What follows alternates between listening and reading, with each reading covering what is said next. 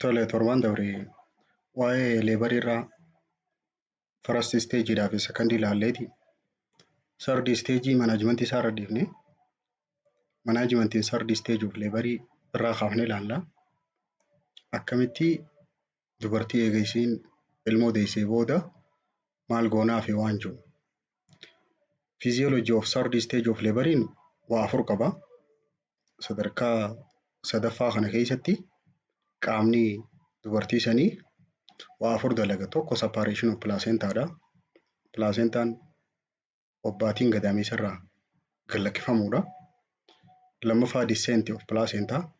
Placentaan sun gad siquudhaa fi sadaffaa irratti expulsionidha. Garaa alaa bahuu fi control of bleedingidha. Bakkii placentaan irraa buqqa'e suni dhiigni dhaabbachuudha. When we say separation of placenta, placentaan kun gadameessa irraa akkaataa itti buqqa'u bifa lamaa jira. Two method of separation of placenta is present. Imalli tokkoffaadha. Shaal method jaaniin. Shaal methodini clean method jaaniin karaa biraatiin.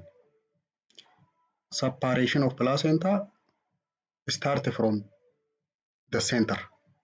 Jalqaba placentaan kun walakkaadhaa buqqa'uu eegala.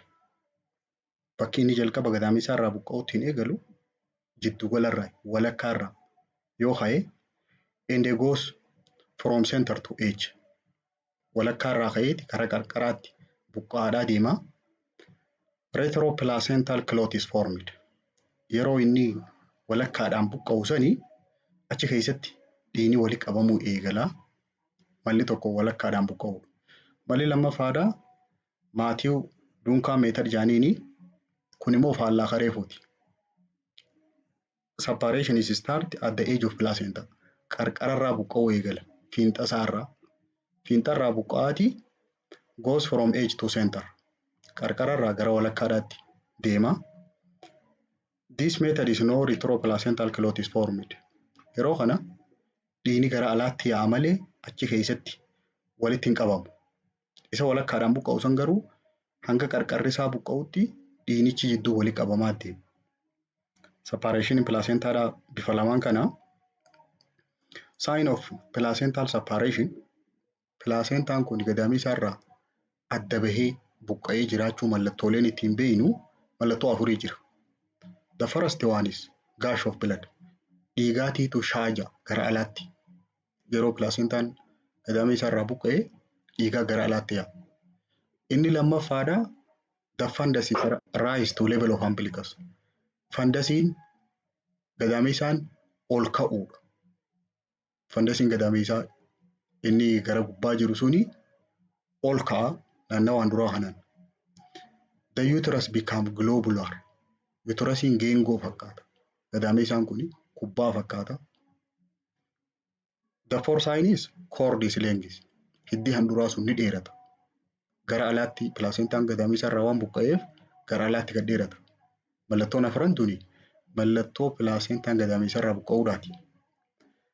The uterus contract during and after birth of baby. Gadameessi kun kottoonfachuun dhiisu. Yeroonii fi daa'ima san baasuu fi eega daa'imni sun baate illee kottoonfachuun dhaabu. This is cause uterus to become smaller. Kottoonfachuun isaa huni gadameessaan kun akka xiqqaatu taasisa. And the placenta remain the same size. Placentaan saayizuma yeroo jalqaba gadameessa irraa buqqaate saniin akka gara alaatti baatu godha. Saayiziin gadameessaa keessa irraa ittiin buqqaatuu fi kan gara alaatti baatuusi saayiziin placentaa sanii wal qixa. Lammaffaa descent of placenta jenna. Eega buqqa'ee booda gad deemuudha. The sign of placenta become descent. Placentaan bakka duraan jiru san irraa gara gadiitti gad siqu mallattooleen ittiin beeknu tokko the uterus become hard. Gadameessi yeroo qabannu jajjabaachuudha. And round and movability. Geengoo fakkaachuudhaa fi wanni deddeemaa keessatti argamu. The fundus is rise to the level of umbilicus. Duubni gadameessaa sun naannawaa handhuraatiin ol ka'uudha. Duuba saniin. The cord seems to length. Cordiin hiddaan dura dheerachuu gara alaatti. And there is gush of blood. Akkasumas mallattoo dhiigni shaayii jechuudha jira. Dhiigni gara alaatti. When you apply suprapubic pressure, yeroonii fi gara pubikii kana gubbaa pireejarii yeroo qabne harkaan yoo qaqqabne the cord will not receive the back. Cordiin gara duubaatti ol hin deebitu.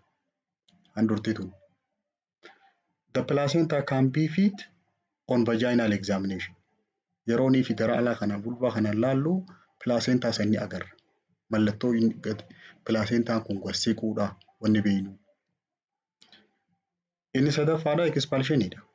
Expulsion of placenta gara alaatti bahuudha. The method of placental expulsion third stage labor keessatti wanni nuti manage goonu guddaan isa kana. The modern and most advisable method maloonni third stage ittiin manage godhan keessaa kan gorfamu active management of third stage of labor jaaniin. Isa kana bal'inaan laalla. Active management of third stage of labor jechuun hiikkaansaa administration of oxytocin drug with birth, dawaa kennuu fi dawaa uterotonic drug jedhaman warreen gadaamisa isa walii kottoonfachiisu fi application of controlled cord tractionidha. Akkasumas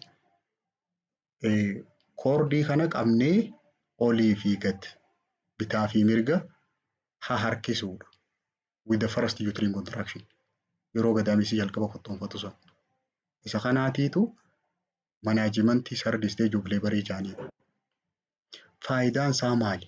Faayidaan dawaa san kennuu fi cordii san qabnee olii fi gad akkana harkisuudhaa suni shorten the third stage yeroo tana gabaabsa. Faayidaan isaa tokkoffaan. The second one is reduce blood loss. Dhiiga silaa sababa saniin irraa bahuu malu kana hir'isa. And the incidence of hemorrhage and risk keessa warreen gadaamee isaan isaaniin kottoonfanne sababa kanaan dhiigni illee irraa yaa'uu malu dhiigni kun akka sababa kanaan hin yaane gadaamee isaan kun akka sirrii kottoonfatee dhiiga dhaabu godhuudhaaf. Kompoonantiin isaa akkami steppiin active management third stageidha. Active management of third stage laboriin steppii qaba. Steppiin jalqabaa giving uterotonic drug. Dawaalee gadaamisi akka kottoonfatu taasisan kennuudhaaf. Yeroo tam within 1 minute of birth of newborn. Yeroo daa'imni sun gabbuute haadhaaf ilmee tana kennan. Dawaalee uterasiin akka kottoonfatu godhan oxytocin. Kana booda lammaffaa irratti clamping and cutting umbilical cord as soon after birth. Eega daa'imni sun gabbuute yeroo sanitti hiddaan duraa san hiinee muruu. Sadaffaani applying control cord traction to umbilical cord. Cordii sanii suuta qabnee akka isiin humnaas osoo harkifni murree suuta olii fi gad akkana qaqqabuudha. Gad harkisuudha suuta. While applying simultaneous counter pressure to the uterus. Gadaamii isaa san harkaan qaqqabaa cordii tana suuta gad harkisuudha. Naannawa pubic boneedhaa tana gara oliitiin harka tokkoon qabnee harka kaaniin cordii tana olii fi gad akkana qabnee harkifne. Afuraffaa irratti immediately massaging fundus of uterus through woman abdomen until uterus is contracted. Gadaamii isaa garaa haadhaa kana susukkuumu massage godhu keessaahuu fundusii uterusiidhaa gara olii san susukkuumuudha. Hanga gadaamisi kun sirri kottoonfatutti. Gadaamisa kana susukkuumuudha. Inni afuraffaadhaa control of bleeding. Physiologiin third stage of laboridha. Inni xumuraa isa kana dhiigni sun dhaabbachuudha. Akkaataan dhiigni kun itti dhaabbatu tokkoffaan contraction and relaxation of uterine muscle. Kottoonfachumaa fi diriirfachuu gadaamisaa kanaanii dhiigni dhaabbata. Inni bira action of living ligature. Action of living ligature jechuun hiddoota san waan hidhaanidhaa jira. Maashaan kun yeroo kottoonfatu hidda dhiigaa bakka pilaasentaan irraa buqqa'e sanii dhiiga as ba'u ni hidhaanidhama. Ni cuccufama. Inni biraa extra closing power in the blood. Yoo dhiigni kan malee yaa'u taate uffataan huccuudhaan cufuudha. Huccuudhaan cuqqaaluudha. Qabuudha. Kana PPH keessatti bal'inaan laalla. Akkaataa dhiigatti dhaaban. Inni biraa oksitooksiniidha yookaan immoo ergoomeetiriin kennuudha. Dawaalee metirootooniikii jaaman. Gadaamisi kasirra kottoonfatee dhiigni kun akka dhaabbatu. Gadaamisi akka waan pilaasentaa keessa jiru kana baasu. Kanaafuu mata dureen keenya inni tokkoffaadhaa kana. Mata dureen lammaffaadhaa abnormal leebariidha. Abnormal leebarii kana jala yeroo ofitti wantoonni ati baruu qabdu maali?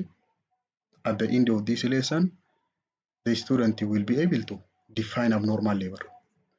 Ciniinsuu normaal hin tahin hiikkaansi maali? Abnormaaliidhaa fi normaalii akkamitti dabaafna? Ciniinsuu normaaliidhaatii fi normaal hin tahinii kooziin isaa hoo maali? Ka'umsi abnormal laboriidha.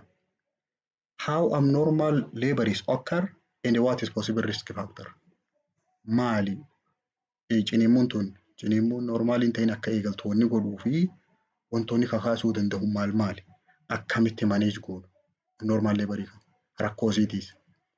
Waan kana bal'inaan barataan yeroo boqonnaa kana fixee jalqaba distooshiyaa ilaalla. Distooshiyaa jechuun difficulty of labor jechuudha. Ciniinsuun itti jabaachuu. Abnormal is low labor progress. Hiikkaan distooshiyaadha.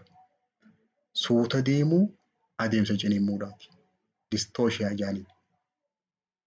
The most common current indication for primary disease sababni dubartoonni hedduutti du'an sababa kana distooshiyaa kana include all abnormality that may occur in women during labor. Rakkoolee dubartoota yeroonii fi ciniinsuu irra jiran mudattu. More common in nulliparas. Irra hedduu warreen kanaan duran dahin irratti rakkoon kun kan mul'atu. Parsantii 25-30. Warreen maaltiipaaraa irratti warreen hedduu dahee irratti parsantii 10-15. More common in first stage of labor than second stage. Second stage irra farastiidhatti irra komanidha. Ciniinsuun adeemsisii dheerachuun kun. Abnormality of passage and passenger. Rakkoolee waan keessaan bahaasanii fi karaa isiin keessaan dabartu.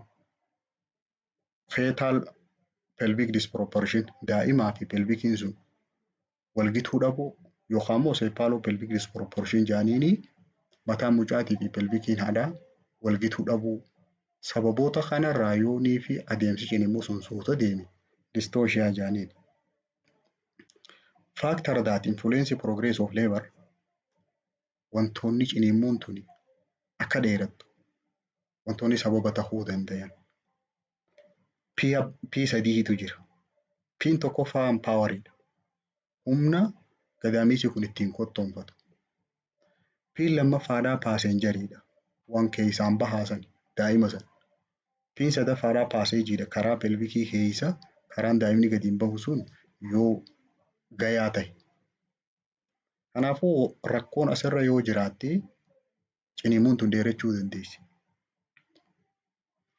Jalqaba paawar irraa kaanee ilaalla. Paawar jechuun humna dhiibu expulsive force of uterus. Humna gadaamisi suni ittiin daa'ima san dhiibu. The power in labor is paawariin ciniinsuu keessa jirtu tokko uturiin contractionidha. Inni jalqaba gadaamisi kun ofuma isaatii kottoonfachuu. Lammaffaan second stage voluntary pushing fedhinnaadhaan dhiihi ja'anii gad dhiibuu sani. Paawariin. Power abnormality ammoo. Power abnormality jechuun yoo gadaamisi sun sirriitti dhiibuu baate takka isiin humna yoo qabaachuu baatte resulting in dystocia constitute tokko uturiin dysfunction irraa qaba. Rakkoo qabaachuu gadaamee isaa sana. Uterine dysfunction yeroo jennu uterine activity that is ineffective in normal progress of labor. Ciniinsuu adeemsa normaalii sanirra oofuudhaaf humniti isaa sun gayaa yoo ta'u baate. Hypertonikiidhaa fi hypotonikii jira. Hypertonic jechuun humna ni qaba garuu faalla deemu jira. Silaa gubbaarraa gad dhiibuu qaba jalaa ol deema. Hypertonikiin. Hypotonikiin ammoo humna hin qabu. Inni lammaffaa poor maternal effortidha. Poor maternal effort jechuun humniti haadha sanii gabbuutuu yoo taate. Inadequate pushing in second stage of labor. Yeroo ciniinsuun sadarkaa lammaffaarra geessee yeroo silaa isin gad dhiibuu qabdu sanii yoo dhiibuu dadhabdi. Power abnormality jedhama. Power abnormality keessaa jalqaba uterine dysfunction jette. Gadaamisi suni dadhabuudha. Hypotonikiidhaa fi hypertonic jennee bakka lama baafna. Hypotonic uterine dysfunctioniin no basal hypertonus low pressure. Wanni gadi ol dhiibaan jirtu dhiibbaan achi keessa jirtu gabbuutuudha. Normal gradient pattern qaba.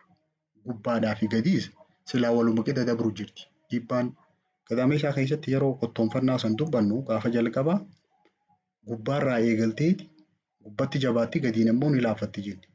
Kun ammoo jalqabuma isaatuu laafaadha. But pressure during contraction is insufficient to dilate cervix. Hypotonic uterine dysfunction irratti qottoonfannaan isaa sun cervixii san bal'isuudhaaf hin dandeessu. Common in primigravida at active phase of labor. Yeroonii fi feesii sadarkaa tokkoffaadhaa ka jalqabaa san keessa jiran. Maaltu kooziin uterasiin kun akka qottoonfachuu hin dandeenye maaltu godhu? Excessive sedationidha. Yoo hedduu dawaaleen hadoochaa yoo hedduu fudhatan. Early administration of conduction anesthesia. Yoonii fi anesthesia kana dursanii osoo iddoo yeroo isaan gahin kennaniif. Yookaan overdistension of uterus. Uterasiin kun gar malee yoo guutamee jiraate sababa tiwiiniin faan keessa jirtu lakkuun faan sababa keessa jirtu gar malee dhifamee wali qottoonfachuu dadhaba. Orduutu polyhydramnios sababa bishaan keessa guutaniif. Inni biraa chorioamniositidha. Chorioamniosiin inflammation yoo keessa jiraate placenta san keessa. Oxytocin augmentation is usually applied in this clinical situation. Yeroo tana oxytocin kennaniif akka qottoonfannaan tun dabaltuuf. Augmentation jechuun isa jalqabaa san irratti dabaluu fi qottoonfannaa jalqabaa tagayaan ta'in san akka isiin sirriitti jabaattuuf augment godhan. If active labor has already begun, yoon if active laborii keessa jiraatte darkaaf laatantii osoo hin ta'in active phase keessa yoo jiraatte oxytocin kennaniif. Inni lammaffaadhaa hypertonic uterine dysfunction.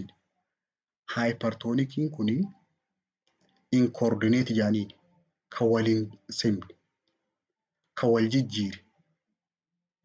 Discoordinated pattern qaba. Discoordinated jechuun silaa gara gubbaatiin sirri qottoonfatee gara gadiitiin laafachuu qaba. Garuu faallaa ta'a. Gara gubbaatiin laafateeti jalaan qottoonfata. Ilmoo gadi hin deemtu, ol deemti malee. High pressure contraction qaba. Either basal tone is elevated or pressure gradient is disturbed. Hypertonic irra rakkoo lamaa jira. Takka ammoo isa gadii santu isa gara poolii gara pelvikii gad aantu santu contractioniin irra guddate. Yookaan ammoo dhiibbaa gubbaarraa gad deemtu kanaatiitu karatti addaan murame. Gradient distortion may result from dhiibbaan tuni addaan muramuun sababni tahuu danda'u contraction of uterus mid-segment with more force than fundus. Fundus irra karri gadii sun yoo humnitii contraction irra guddatte. Inni biraa complete synchronism. Complete synchronism jechuun bakki ergaan sun irraa kaatu bakka noormaaliidhaa ala yoo taate silaan naannawa gaafaa sanii eegaluu qabdi. Koorneesin naannawa sanii osoo eegaluu qabdu irraa gadi yoo eegalte wannichi waliin kottoonfatu. Or combination of these two. Takka ammoo isaan kun lachuu waliin jiraachuu danda'an. Hypertonic uterine dysfunction is generally koolmi gabaajii jettu tanaan wajji hidhata qaba. Tokko placenta abruption. Placenta abruption jechuun placentaan kun osoo yeroon hin gahin dhaaba gadaameessaa irraa as buqqa'uu jechuudha. Inni biraa overzealous use of oxytocin. Oxytocinii kana yoo osoo hin beekin humnaa ol fudhatan garmalee yoo dooziitti guddisan hypertonikii fida. Inni biraa cephalopelvic disproportionidha. Mataan mucaatii fi pelvikiin haadhaa yoo wal gituu baatte. Fetal malpresentation. Daa'imni suni yoo gara maleen dhufte karaa silaa normaalii dhufuu qabduuni ala. And the latent phase of labor. Aktiivii osoo hin ta'in laatantii keessatti yeroo sarviksiin seentimeetira 4 gad jiru san keessatti hypertonic uterine dysfunction mudachuu danda'a. Tiriitmentiin isaa maali? Kottoonfannaan tun ol kaateemi wanni godhaniif tokkolaayisisidha. Warreen dawaalee kottoonfannaa san balleessa. Decrease oxytocin infusion. Oxytocinii hanga kennaniif san loodii isaa gad hir'isuufa. Or caesarean section is indicated for concomitant malpresentation. Yoo gara maleedhaan daa'imni sun dhufte baqaqsuullee barbaachisa. Cephalopelvic disproportion faa yoo jiraate fetal heart ratein abnormality yoo agarsiifte baqaqsuun dirqama. Lammaffaa power abnormality keessaa inadequate pushing jedha jenna. Yoonii faati sun second stage of labor irratti yoo gad dhiibuu dadhabde. Sababni isii yeroo san dhiibuu dadhabduuf maali? Inadequate pushing in second stage of labor is commonly caused by conduction anesthesia. Conduction anesthesia jechuun yoo hadoochaa fudhatte. Oversedation garmalee sedative san yoo garmalee fudhatte. Inni biraa exhaustionidha. Dadhabbiidha. Duraan osoo yeroon tun hin gahin dursitee yoo dhiibaa turte amma humna fixatti. Underlying neurologic dysfunction rakkoo narviidhaa tajaajilaan jirtu.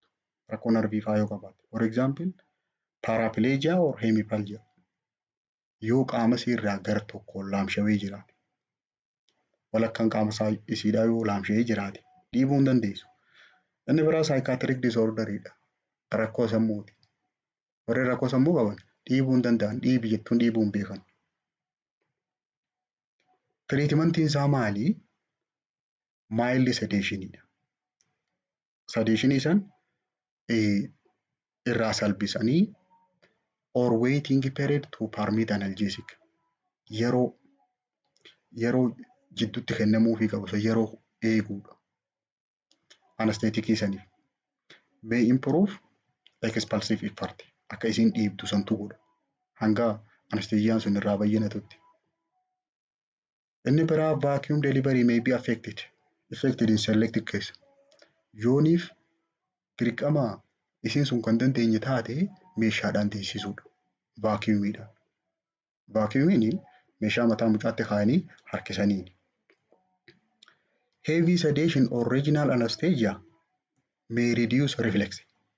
Garmalee yoo hadoochaa fudhatte takka ammoo regional anesthesia kan naannoo tokkorra nama hadoochuusan yoo fudhatte reflexii gadhii bijuun san waan hadoochuuf dandeettii isiin dhiibuudhaa san salphisuu danda'a. Waan silaa miira gadhii bijuunsa waan hadoochuuf jecha. May impair ability to contract abdominal muscle. Akkasumas dandeettii maashaan garaadhaa kun waliin kottoonfatee humnaan isiin gad dhiibuudhaa san laaffisa. In other instance, inherent urge to push is overridden by intensive pain created. Akka gad dhiibdu wantoonni godhaa keessaa tokko dhukkubbii yeroo ilmoon gad dhufte itti dhaga'amtu san. Kanaaf yeroo san yoo dhukkubbiin dhageenye gad hin dhiibdu. Kanaafuu Garmalee hadoochuun suni akka isin hin dhiibne waan taasisuuf hadoochaa san irraa fooyyeessu. Rakkoon biraa paasenjara fitasiisan. Daa'imnichi keessaan bahu suni noormaalii tahuu qabu. Karaa saniin bahuudha. Fetal cause of dystocia is the first one macrosomia. Yoo daa'imni suni guddoo taate. Shoulder dystocia fa'a. Shoulder dystocia jechuun yooniif ceekuun isiitu qabamte. Akkasumas malpresentation karaa malee yoo dhufte. Any presentation other than vertex. Silaa noormaalii bakki isiin dhufuu qabdu walakkaa mataa kanaan vertexiidhaan dhufuu qabdi jenni. Presentationiin karaa saniin alaan dhufe hundi ciniinsuun akka turtu godhu. Breech haa ta'u, face, shoulder and the compound. Takkaa gara duubaatiin haa dhuftu yookaan fuulaan haa dhuftu yookaan immoo gateetiidhaan. Inni biraa abnormal laayidha. Abnormal laayii jechuun garaa kana keessatti gara malee garagaluudha. Silaa longitudinaalii tahuu qabdi, gadoo tahuu qabdi. Yoo tiraansvarsii fa'aa taate, obliikii fa'aa yoo taate, dalga yoo galte, takkaa shafaaxaa yoo taate, ilmoon tun gadi hin deemtu. Inni biraa maalpoozishiniidha. Maalpoozishin jechuun yooniif karaa maleedhaan dhufte. Any position in labor that is not right occipital anterior and occipital anterior takka ammoo left occipital and anterioridhaan alaan yoo dhufte gad deemuu hin dandeessu. Occipitiin kun karaa fuula duraa yooniif dhufe. Ka biraa ansaayiliitisimiidha. Ansaayiliitism jechuun keessatti yoo garagalte. Ol fuullisii. And also congenital anomalyidha. Rakkoo dhalootaa yoo qabaate. Fakkeenyaaf hydrocephalusii fa'a. Yooniif mataa mucaa san keessa bishaan guutanii jiraatan. Abdominal tuumariin fa'aa yoo jiraate. Garaa haadhaa kana keessa yoo tuumariin jiraate. Inni biraa cystic hygromiidhaa fi conjoined twin. Cystic hygrom jechuun yooniif tuumariin keessa isii kana jiraatte lakkuun sun fa'aa yoo walitti akka taate. Yoo ijoollee waliin jirtu taate. Conjoined twin jechuun tiwiinii qaamni isii waliin maxxanaadha. Mataan lama walitti tokko. Inni sadaffaadhaa paaseejiidha. Paaseej jechuun karaa isiin keessaan baatu sani. Abnormality of birth kanaaliin akka ciniinsuun irra dheerattuudha. Bony pelvic lafeen sun yoonii fi contracted pelvisii taate. Walii caccabxee jiraatte. And also abnormal bony pelvis non-gynecoid. Gosoota sheeppii pelvikiidhaa san 5 jennee adda qoqqoonnee turre. Kana keessaa yoo gynecoidii tahuu baate ilmoon keessaan gad bahuu hin dandeessu. Gynecoidiin kan warra dubartootaati jenna. Inni biraa soft tissue of reproductive tractidha. Tishuun lallaaftuun reproductiveidhaa suni yookaan karaa cuftu taate birth kanaalii kana keessaan daa'imni tun bahuu hin dandeessu.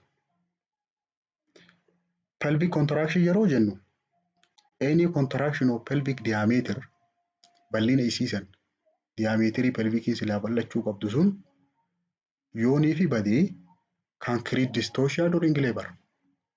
Dandeettii daa'imni sun achi keessaan gad bahuudhaa waan hir'isuuf daa'imni sun gad bahuu hin dandeessu. They may be contractioniin kun bakki isii walitti hin jallachuu dandeessu takka illeetiidha yookaan midiidha yookaan immoo awutuleetiidha. Pelvikii kana bakka sadii adda baafne illeetii karaa gubbaa kana midiliin ammoo walakkaa isiitii awutuleetiin gara alaattiin ittiin baatu. Generally contracted pelvis may be caused by combination. Yooniif pelvikiin sun walitti dhiphoo taate rakkoo taate bakka hundaanuu walitti dhiphoo tahuu dandeessi. Illeetii fi awutuleetii fi midiirraanis. Soft tissue of reproductive tract kan jenne sun tokko utiriin abnormaalitiidha. Utirasiin sun yoo akka maletti uumame konjenitaalii yookaan immoo faabirooidii fa'aa keessaa qabaate kaansariin fa'aan keessa jiraate. Ovaariyaan tuumar yoonii fi kaansariin ovaarii jiraatte. and cervical stenosis. Yoo wali dhiphoo taate cervixiin sun bakka silaa addaan bal'achuu qabdu wali dhiphattee vaginal abnormality rakkoon qaama saalaa yoo jiraatte. Scarring due to female genital mutilation sababa dhaqna qabaniif yooniif garmalee godaannisa qabaatte xabaasa. Congenital malformation of vagina akka malee yoo uumame vaginaan isii transversii faa longitudinal septaa faa garmaleetti yoo uumamu.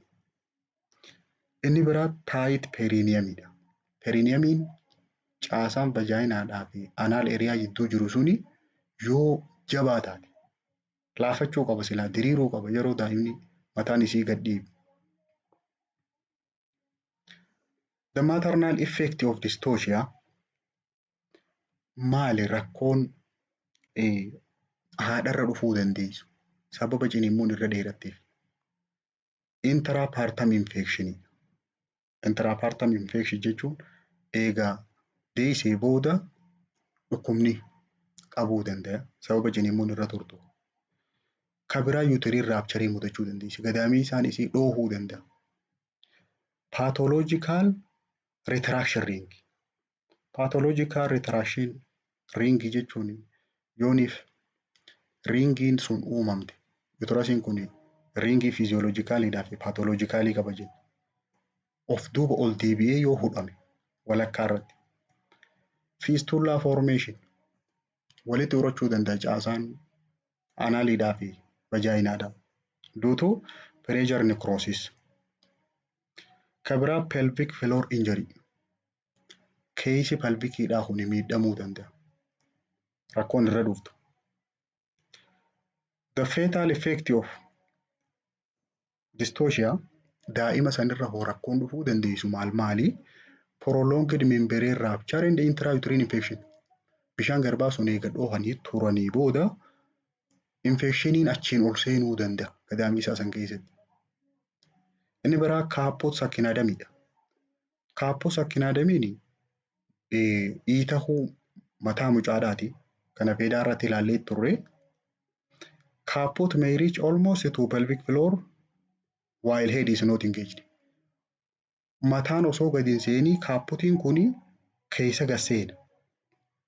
Kanaafuu yeroo qabanii harkisan achi keessaa yeroo baatu san hedduu waan rakkattuuf dhiitoyti.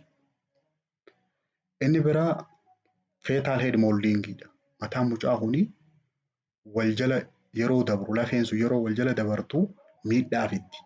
Miidhaa isiin fiddu keessaa tokko tentorial tearidha. Tentorial tear jechuun keessatti imimmaan yaasisiisu keessatti dhiisu qaama isii kana mataa kana keessatti. Laceration of fetal blood vessel. Iddoonni dhiigaa daa'imaa suni sosolloquu danda'anii fetal intracranial hemorrhage mataa kana keessatti dhiigni walii qabamuu danda'a. Sammuu keessatti dhiibuu dandeessi. Abnormal patterns of labor. Ciniinsuun adeemsi isii sirrii miti yeroo jennu akkami? Two major questions to be answered before discussing abnormality of labor.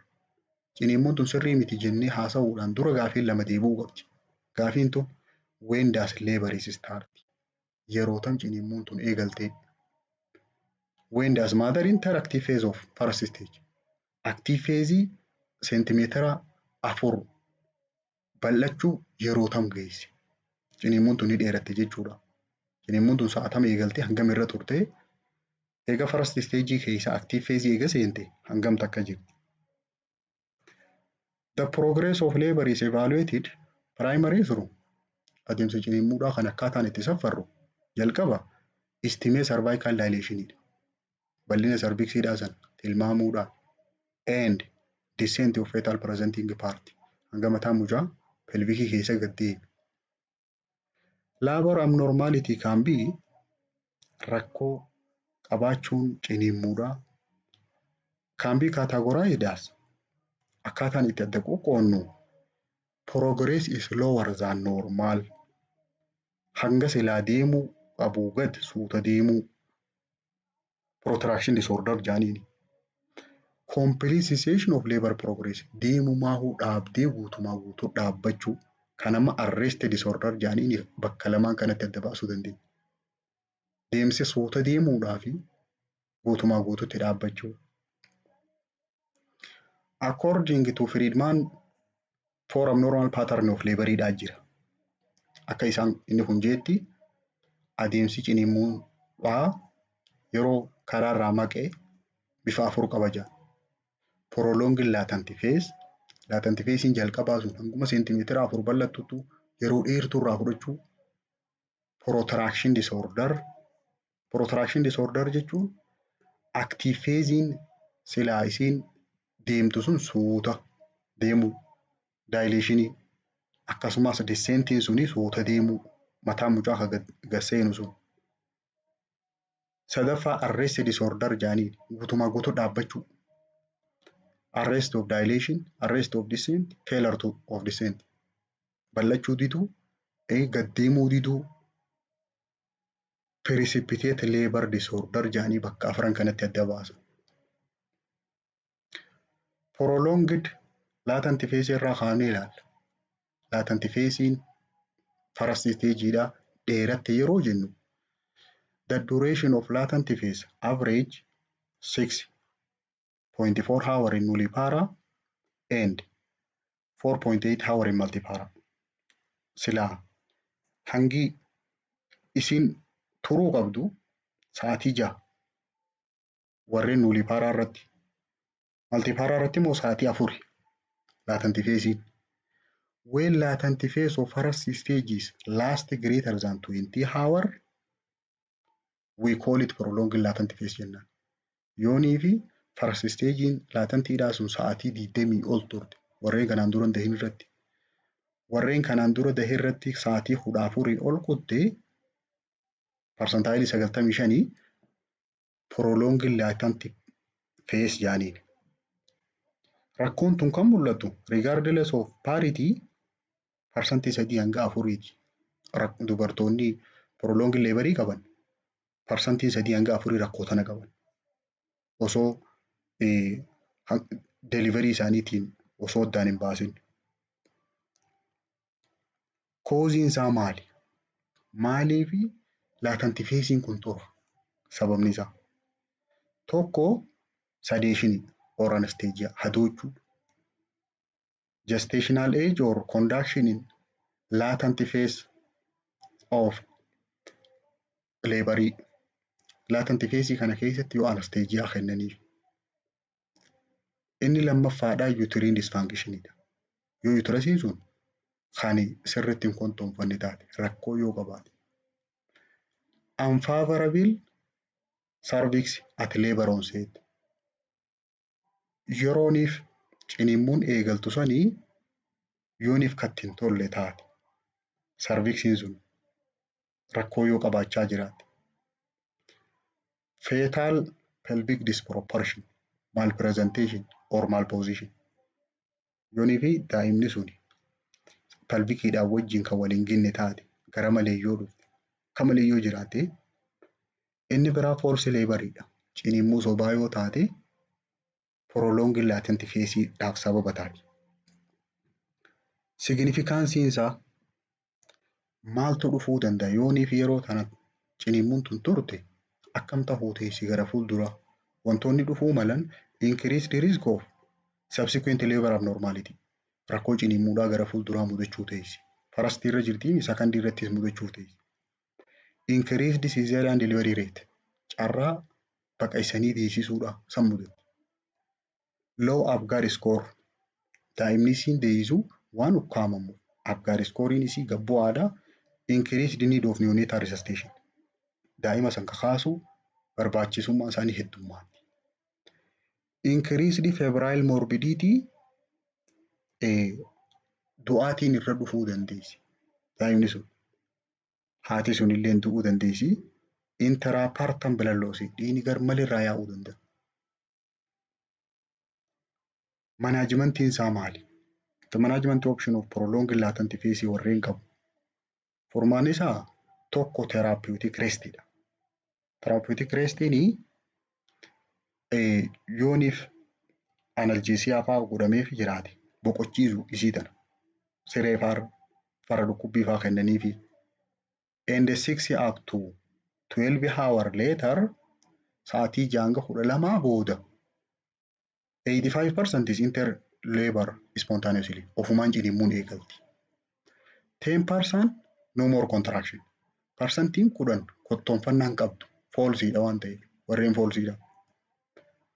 Tiriitimentiin isaa maali? Send homeidha manatti erguudha warreen akkasii. 5% persisting ineffective uterine contraction. Kottoonfannaa gadaameessaa tagayaan tahiniitu ittuma fufa. San maal godhanii fi oxytocin infusionidha. Oxytocin kennaniif. Gadaameessi kun akkasirra kottoonfatu. Immediate delivery'n yeruma san deessisu after artificial rupture of membrane sanifiin irraa dhoosuudhaa fi oxytocin faa kennuu fi cesarean sectioning faan barbaachisaadha. Eenyuuf for clinical indication warreen rakkoo qabu. Warreen akka chorioamnitis faa warreen kana qabu. Severe preeclampsia faa warreen qabu yeroo sanitti deessisuudha dafanii. Friedmaniin wanni inni gabaase. Latent phase prolongation did not adversely influence fetal or maternal morbidity or mortality rate. Latent phase'n kun dheerachuun du'aatii haadholeedhaa fi daa'immanii sanii dhiibbaa irratti hin fidu. Akkana jeeti gabaasee. Lammaffaa active phase disorderidha. Latent phase finni active phase yeroo silaa cervixiin seentimeetira 5 irraa hanga 10 itti bal'attu san keessa yoo rakkoon jiraate descentidha. In the latter stage of active dilation eega sirriitti cervixiin kun bal'attee 7 to 8 centimeter nulli paras warri kanaan duran dahin irratti seentimeetira 7 hanga 8 yeroo bal'attee booda descent disorders occur in active phase. Gaddiimuu diduun mataa mucaadhaa sun ni mul'ata. Parsantiin 25 warreen kanaan duran dahin irratti parsantiin 15 warreen kanaan dura dahin irratti ni mul'atti. Mataa mucaa sun gaddiimuu diduun pelvikii keessa. This is make it the commonest labor abnormality kan rakkoon cinimuudhaa cimtuun isii tana mataa mucaa gaddiimuu diduu. Kana egaa protractionidhaa fi arrest jenneeti adda baafne reefu. Protraction disorderii kana abnormally slow rate of cervical dilation and descent. Hangi isiin bal'attuu fi hangi isiin gad deemtu yoonii fi suuta deemti. Reetii silaa isiin itti deemuu qabduu badde. Protracted dilation yeroo jennu less than 1.2 centimeter per hour for per woman.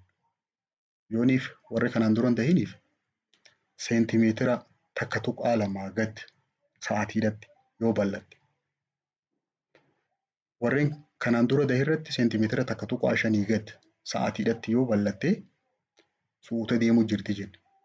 The time interval necessary to diagnosis protracted cervical dilation is yeroon isii san laaluudhaaf nuti mijjataadha jennu yeroo cervixiin tuni seentimeetira takkaa gad sa'aatiidhatti bal'atte yookaan for minimum 4 hour sa'aatii 4 ilaallee giddugala isaan sa'aatiidhatti seentimeetira takkaa gad yoo bal'atte suuta deemuu jirti jenna. Protracted descent jechuun hangi isiin gad deemtu sun yooniif nuulipaaraa irratti seentimeetira takkaa gad taate sa'aatiitti mataa mucaa sun hangi pelvikii keessa gad deemu. Maltiipaaraa irra seentimeetira 2 gad yookaan ta'u taate much of fetal descent is take place. Wanni ati beekuu qabdu mataa mucaa kun kan gad deemu isteejii sadarkaa lammaffaa keessatti second stage laborii keessatti. Protracted descentidhaa fi protracted dilation kana. Causein isaa maali? Causein protracted dilationidha. Fetal pelvic disproportionidha. Ka dura mataa mucaa yooniif pelvikiidhaan wajjin kan waliin ginne taate. 1/3 of allin takka sadaffaan rakkoo kanaa fetal pelvic disproportionidha.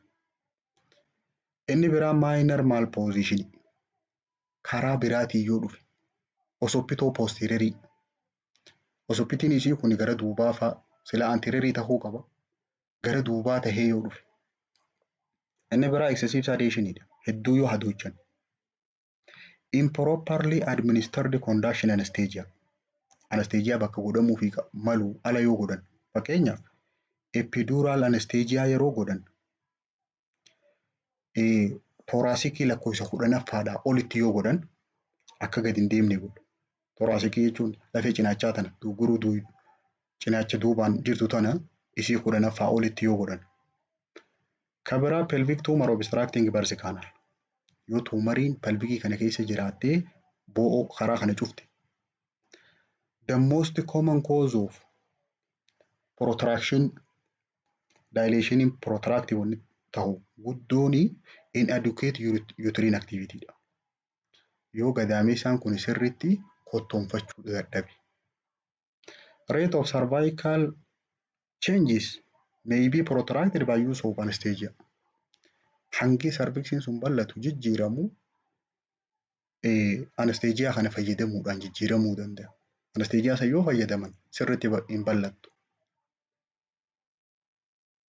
Manaajimentiin isaa maali? Manaajimentiin isaa ka jalqabaa feetoo pelvic disproportionii san adda baasu. Yoo kana taate feetoo pelvic disproportionii yoo rule out taate yoo confirm taate cesarean sectionidha. Baqaifamuu qabdi. Re-evaluate clinical pelvimetry. Ogeessaan pelvikii san sirriitti laalanii fetal presentation karaa daa'imni sun ittiin dhufte positionii isii stationii isii gara isiin dhufteen laalaniiti extra fetal weight illee godhan hanga daa'imni sun ulfaattu gadaameessaa keessatti. Assess uterine activity. Uterine activity san intrauterine patient condition and also fetal status. Haala daa'imni sun itti jirtu gadaameessaa keessatti laalanii artificial rupture of membrane plus oxytocin when inadequate uterine activity. Yoo gadaamni sun sirri kottoonfachuu baate bishaan garbaa san irraa dhoosaniiti oxytocin kennaniif. Conservative managementidha. Eeguu fa'aadha. Expectant management tursiisuu. If no fetal pelvic disproportion yoo jiraachuu baate daa'imni yoo stabilii taate ni eegan close observation in the support xiqqotti eeganiiti boodarra augmentation godhaniifi. Augmentation jechuun oxytocin fa'aa kennuudhaaf.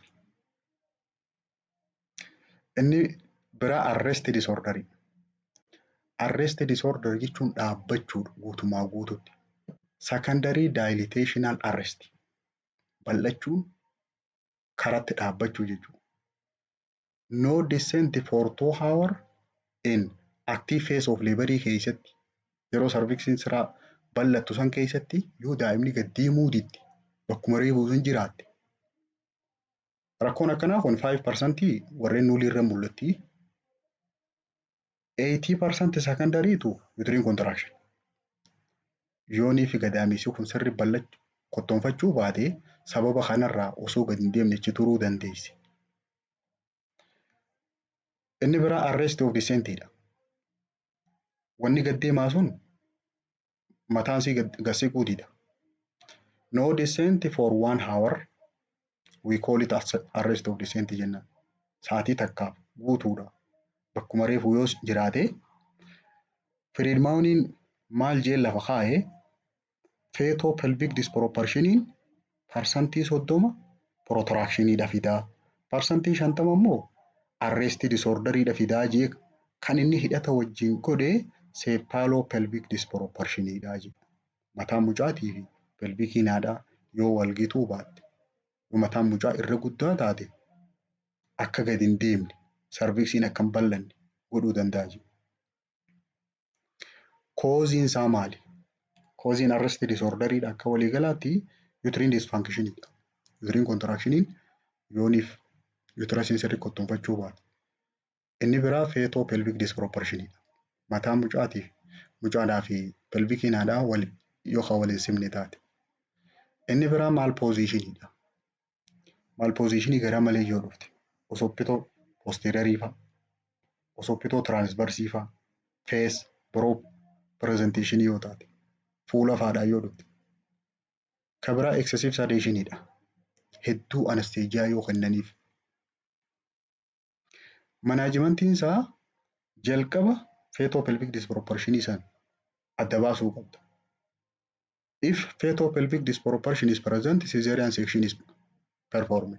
Dirqama godhamuufii qaba baqa ifamtee dahuu qabdi. Yoo uterine dysfunctionii qabaatte oxytociniidhaan treat godhan. Arrest in the face of adequate uterine contraction yooniif mucaan sun fuulaan dhufee gadaamee isaan sun sirri kottoonfatee gaddeemuu kadidu yoo taate vaginal deliveryidhaaf poor prognosis qabdi dahuu hin dandeessu. Kanaafuu perinatal mortalitiin hedduu du'aatiin haadholee sababa kanarraa dhufuu dandeessi. Mucaa fuulaan dhufe gadaamessi sirri kottoonfachuu akka jiru isaa gara maleen dhufe yoo taate yoo bira teessee eeyidee perinatal mortality rate ni dabala. Inni biraa prolonged second stage of laboridha. First fi second stage laboriin yeroo dheeratte. Abnormality of descent and rotation. Gaddeemuudhaa fi keessa garagaluu sanirra rakkoo yoo jiraate. Median durationiin second stageidha hangi isiin irra turtu sadarkaa lammaffaa keessa yeroo seente yeroo gabaabaadha jenne short periodiin laborii keessaa isiitan. 50 to 60 minutes for nullipara and 20 to 30 minutes for multipara hangi second stagein turtu. Prolonged kan jennuun ulaagaan in nullipara when it is greater than or equal to 2 hours.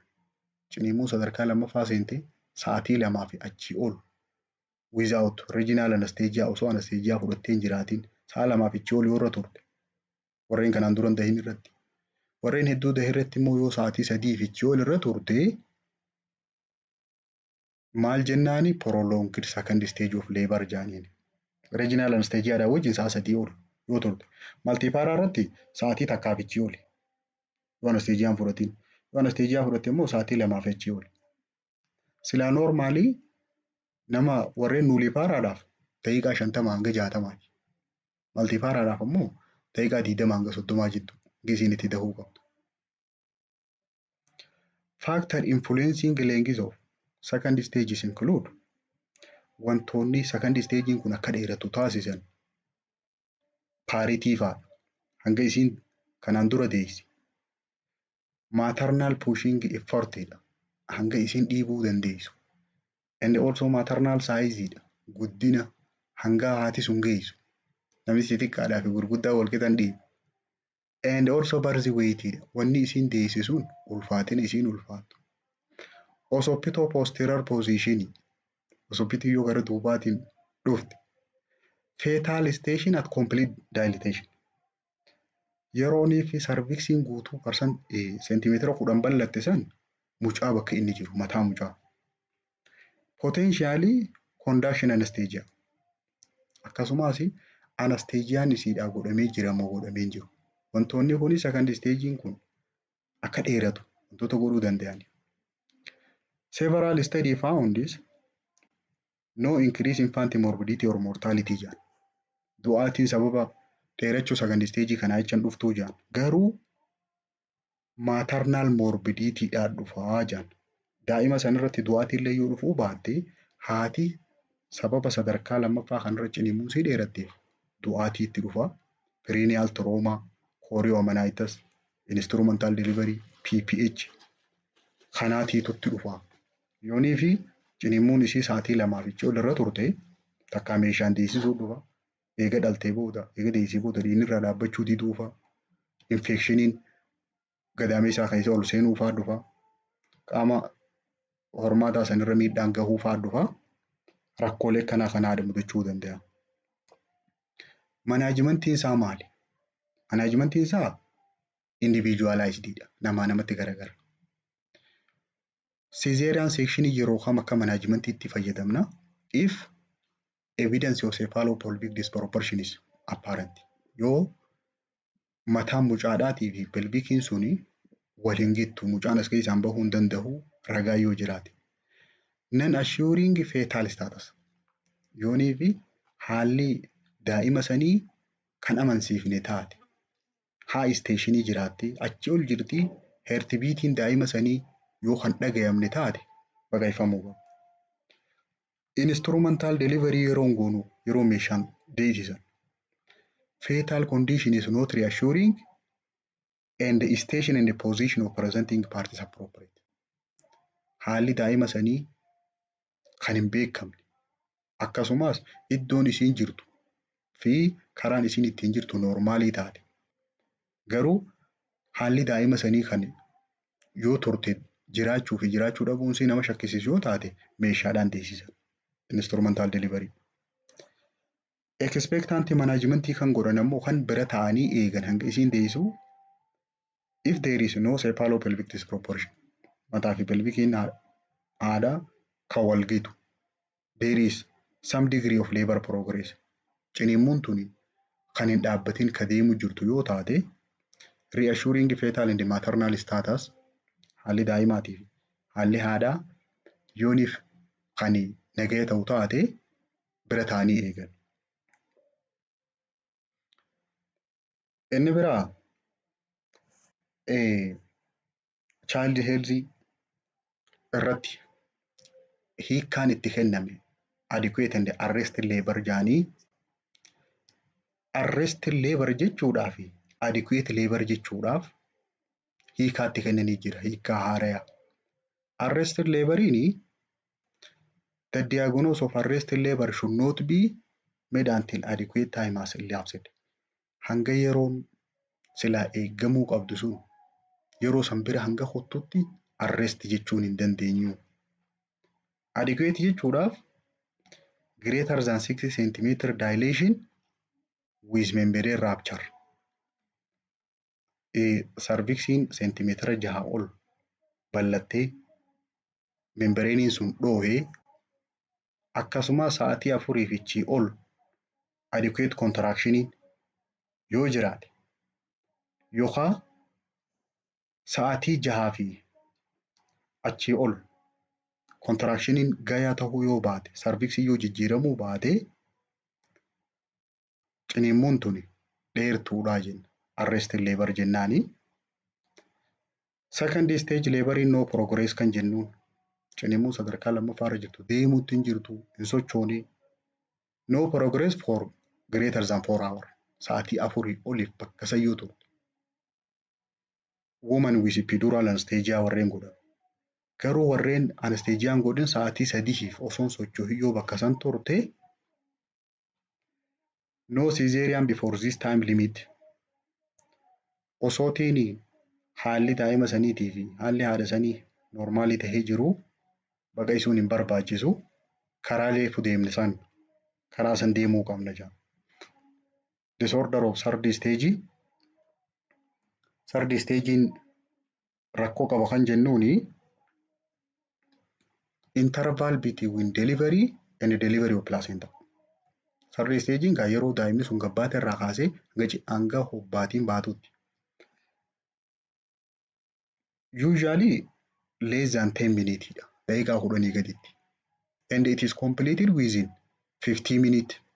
Warreen dahe parsantii 95 keessa irra caalaan parsantii 95 daqiiqaa 15 keessatti kan third stagein kun xumurama. The most important risk associated with prolonged